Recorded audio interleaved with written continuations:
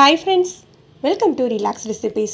இன்றைக்கி நம்ம சிகப்பரிசி மாவு வச்சு எப்படி இடியாப்பம் பண்ணலான்னு தான் பார்க்க போகிறாங்க. இது ரொம்பவே சிம்பிளான ரெசிபி தான். இதோடு சேர்த்து நான் கொஞ்ச நாளைக்கு முன்னால் ஒரு இட்லி பாத்திரம் அன்பாக்சிங் பண்ணி காட்டியிருந்தேன். அதோட ரிவ்யூவும் சேர்த்து இதில் கொடுத்துட்றேன். இதுக்காக நான் 1 கப் போல் சிவப்பரிசி மாவு எடுத்திருக்கேன். நீங்கள் சிகப்பரிசி மாவு வீட்டில் தயார் பண்ணுறதா இருந்தால் நல்லா ஊற வச்சுட்டு நிழலில் உலர்த்தி எடுக்கணுங்க. ஒரு துணியில் நிழலில் உலர்த்தி எடுத்து அதை நம்ம மிஷினில் கொடுத்து திரித்து லேசாக வறுத்து எடுத்துக்கோங்க.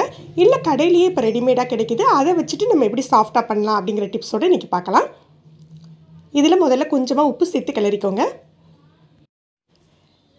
இடியாப்பத்துக்கு மாவு பசையில் வெந்நியை நல்லா கொதிக்க வச்சிடணும். வெந்நி கொதிச்சாக்கில் அப்படியே அணைச்சிடுங்க. அணைச்சிட்டு ஒரு நிமிஷம் மட்டும் அந்த கொதி அடங்கணும். அடுப்பில் உள்ள கொதி அடங்கினாக்கில் நம்ம மாவில் சேர்த்து கிளறிக்கலாம். இந்த மாதிரி கிளறி விட்டுட்டு நல்லா ஒன்று போல் சேர்த்து மிக்ஸ் பண்ணி மூடி வச்சுடுங்க. கை பொறுக்கிற சூடு வந்த பிறகு நம்ம கையால் நல்லா அழுத்தி பிசைஞ்சிக்கலாம். இது ரொம்ப நேரம் ஆற விடக்கூடாதுங்க. கொஞ்சம் கை பொறுக்கிற சூடு வந்தாக்கிலே நம்ம புளிஞ்சு எடுத்துடணும். நீங்கள் ரொம்ப நேரம் மாவு ஆற வச்சுட்டு இருந்தீங்க அப்படின்னா உங்களுக்கு இடியாப்பம் புளியறது கஷ்டமாயிடும்.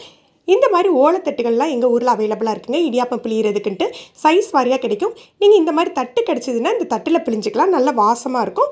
இல்லாட்டி நம்ம இட்லி தட்டில் துணி போட்டு பிழிஞ்சிக்கலாம். இடியாப்ப குழல் நீங்கள் எந்த குழல் வேணாலும் யூஸ் பண்ணிக்கலாம். இந்த மாதிரி குழல்லாம் யூஸ் பண்ணிங்க, இடியாப்ப உலக்கு யூஸ் பண்ணிங்க அப்படின்னா இது கொஞ்சம் டைட்டாக இருக்கும். இப்போ உள்ள லேட்டஸ்ட் மாடல்லாம் உங்களுக்கு ரொம்பவே ஈஸியாக புளியிற மாதிரி இருக்குது.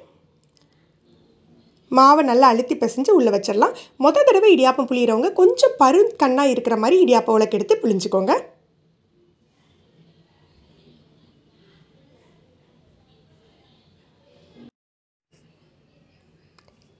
இப்போ இதை இட்லி பாத்திரத்தில் வேக வச்சு எடுத்துடலாம். இந்த இட்லி பாத்திரம் தான் நான் கொஞ்ச நாளைக்கு முன்னால் அன்பாக்சிங் பண்ணி போட்டிருந்தேன். இது எப்படி ஒர்க் ஆகுது அப்படின்னு சொல்லிட்டு ரிவ்யூ கொடுக்க சொல்லியிருந்தீங்க. இந்த இட்லி பாத்திரம் பார்த்தீங்கன்னா ரொம்பவே சூப்பராக ஒர்க் ஆகுதுங்க. இது உங்களுக்கு இட்லி ஒட்டுதா அப்படின்னு கேட்டிங்கன்னா, நான் இது வரைக்கும் அவிச்சதில் இட்லி ஒட்டலை. சில சமயங்களில் மட்டும் நம்ம துணி போட்டு வேக வைக்கல கீழே உள்ள இட்லி லைட்டாக ஒட்டுற மாதிரி இருந்தது. ஆனால் ஆயில் தடவி வேக வைக்கல கொஞ்சம் கூட ஒட்டவே இல்லைங்க. மீடியம் ஃப்ளேமில் வேக வச்சிங்க அப்படின்னு சொன்னிங்கன்னா உங்களுக்கு ரொம்பவே ஃபாஸ்ட்டாக குக் ஆயிடுது. ஹை ஃப்ளேமில் வேக வைக்கல கொஞ்சம் அந்த கைப்பிடியில் சூடு தெரியுது. மீடியம் ஃப்ளேமில் வச்சா உங்களுக்கு பர்ஃபெக்டாக இருக்குது. சில இட்லி பாத்திரம் பார்த்தீங்கன்னா உங்களுக்கு கேஸ் ஸ்டவ்வில் வேறு மாதிரி, இண்டக்ஷனில் வேறு மாதிரி குக் ஆகும். ஆனால் இந்த இட்லி பாத்திரம் கேஸ்லேயும் இண்டக்ஷன்லேயும் ரொம்பவே பர்ஃபெக்டாக குக் ஆகுதுங்க. இப்போ இதை மூடி போட்டு வேக வச்சிடலாம்.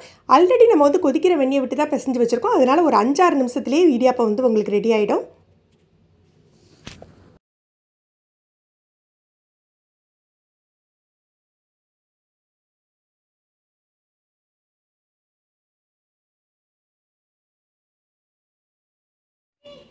கொஞ்சம் சூடு குறைஞ்சாக்கில் எடுத்திங்கன்னா இடியாப்பம் அந்த தட்டிலேருந்து நம்ம ஈஸியாக எடுத்துடலாம்.